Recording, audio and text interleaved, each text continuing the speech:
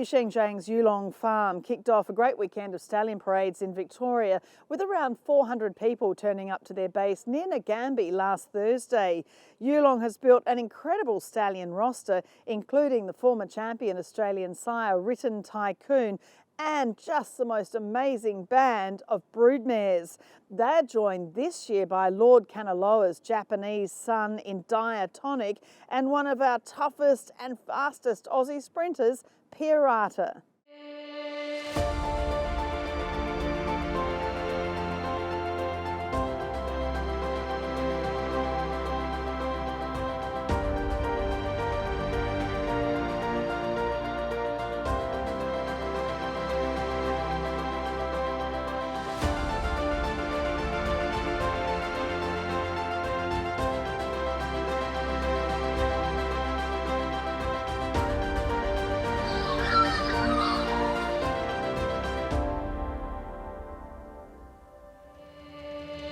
Sam, it's been a fabulous stallion parade here at Yulong Farm in Victoria. You've had such a great reception from, I think you had around 400 people here. Oh, it was fantastic. It's been a great morning, Caroline, and everything's gone very well, and I think people have really enjoyed being able to see our stallions. And also the infrastructure here, it's quite outstanding at Yulong Farm, what you've done and the investment of Mr. Zhang and the family, the brood mares as well as the stallions. I think there's a real feeling that this is just a wonderful place to be. Absolutely, it's all coming together well. Obviously there's been a lot of development done so far, and we've still got plenty to go, and the addition of more brood mares to the broodmare band has bolstered that further. But yeah, we've got a fantastic group of staff, and everybody's working really hard, and hopefully we'll start to see some positive results from that. Well, looking at the new boys, I mean, Diatonic is so exciting. He's by Lord Kanaloa. We talk about this stallion as being the next Sunday Silence or Deep Impact. He's done a wonderful job already. And Diatonic himself, of course, a multiple group winner in that toughest of all jurisdictions in Japan. Absolutely, he's raced against some of those, probably the leading racehorses in the world, and been competitive. So great racehorse. He won 10 of 26 starts, so that shows you how tough he was. He won his first start as a 2-year-old and trained on 3, 4 and 5 and beyond. So it's fantastic to have him here, and we're really looking forward to the breeding season. At what point were you sort of thinking he would work in Victoria? Because of the Lord Kanaloa, the outcross, and we've seen that with the Japanese sires that have come down here, and they're really starting to leave their stamp here in Australasia. So we thought he'd be a horse that'd fit in well with our mares, and it works well with with the halo line and so forth. That's in his pedigree. So we're looking forward to getting some of the really nice mares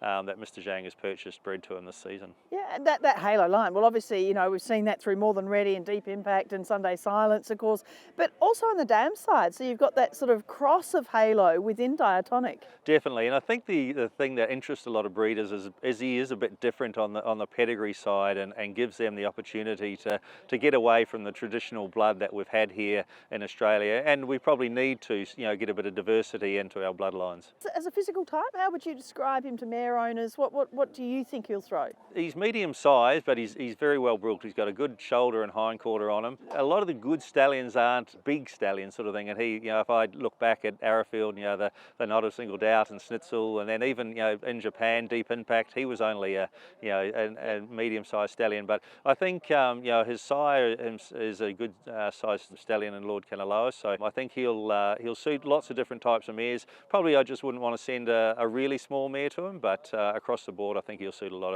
of mares, because he'll put a lot of physical presence into the progeny. Pirata hits the lead from Osborne Bulls. Great to see Pirata here. I mean, he's the son of Piero, and he was just one of those just archetypal Aussie tough sprinters, wasn't he? Absolutely, so consistent, Caroline, from winning as a 2-year-old and then performing at group level at 3, 4 and 5, and obviously now we've seen his yearlings head to the yearling sales and being really well received, so it's exciting times in the next few months as those yearlings get onto the racetrack. He did it, as you said, right throughout the All Age, the Missile, the Shorts, the Vo Rogues, Sydney Stakes, but the yearlings, Kieran Maher and Dave Eustace buying one for $800,000, and so many others, $650,000, $550,000. It's outstanding what they've sold for.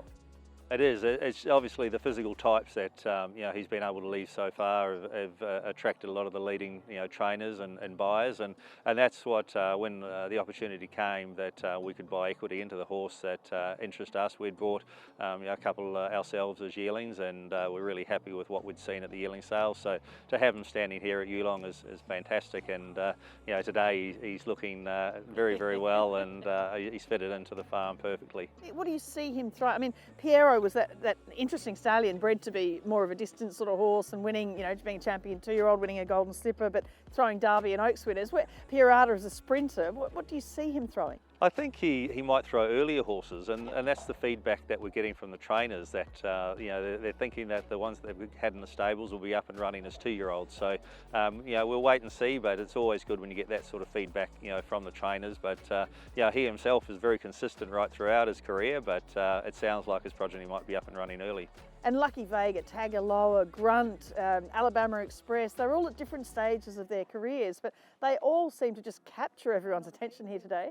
They are, and I guess all the breeders have their different types and physicals and pedigrees that they like, and we've tried to get stallions that we think will work with the Australian broodmare population, and Lucky Vega, we're really happy with his first progeny that we've got now yearlings, and he's been well supported overseas in Ireland as well, and in his second season, and that's based off his foals that they've seen on the ground there. And the great Written Tycoon, it's just wonderful seeing everyone, the cameras out. You're in the presence of greatness, aren't you? A champion Australian sire, 8-time champion Victorian sire, and the mares he's getting, it is just incredible what you think is yet to come for Written Tycoon at 21. Absolutely, he's a true gentleman. He's great to have on the farm, and the opportunity that he's getting in his twilight years is absolutely fantastic. So it's exciting to see what's ahead for him, because the mares that he's covered in the last 4 or 5 years are probably his better books in his whole career. So we look forward to seeing what they can do, but he's a great stallion, and we're very fortunate to have him here at Yulong. And Mr. Zhang and April and Jun and everyone, it's fantastic to see this investment for the Victorian breeding industry. Absolutely, and so passionate about the industry. I think Mr. Zhang, not only buying the horses, he's actually here, going around the horses. He has a love for the horses, a love for the farm. He'll be out working on the farm, and he's really involved and interested in what's happening. Discussing the matings and which each mare, which stallion they're going to go to. So it's great that he's involved, and we really appreciate what he's been able to build here in Victoria.